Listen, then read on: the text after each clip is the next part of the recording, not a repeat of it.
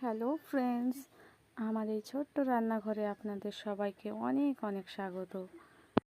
আজকে আমি কচুর লতি ছোট মাছ দিয়ে রান্না করব। প্রথমেই লতিগুলি ধুয়ে কুটে নিয়েছি। তাতে 3টে আলু এবং মাঝারি সাইজের 3টে পেঁয়াজ কুচি করে কেটে নিয়েছি। লবণ, হলুদ, গুঁড়ো মরিচ,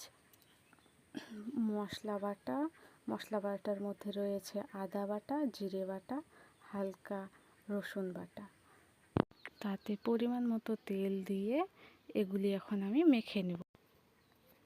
মাখানো হয়ে গেলে তাতে পরিমাণ মতো জল দিয়ে এটি আর একবার নেড়ে চেড়ে নিয়ে চুলোর মধ্যে বসিয়ে দেব। অনেকেই বলেন নাকি হাত দিয়ে মাখলে রান্নার টেস্ট হয়, কিন্তু আমি চামচে ব্যবহার করলাম। চুলোর আঁচটা বাড়িয়ে দিলাম এবং দেখছি কীরকম হচ্ছে, আরেকবার দেখে নিয়ে। এই তো বন্ধুরা, দেখো কিছুক্ষণ পরে আমি রান্নাটা দেখাচ্ছি তোমাদের। তারপর এতে আমি লেবুর রস কিছুটা চিপে দিয়েছি, অর্ধেক পরিমাণ লেবু কেটে।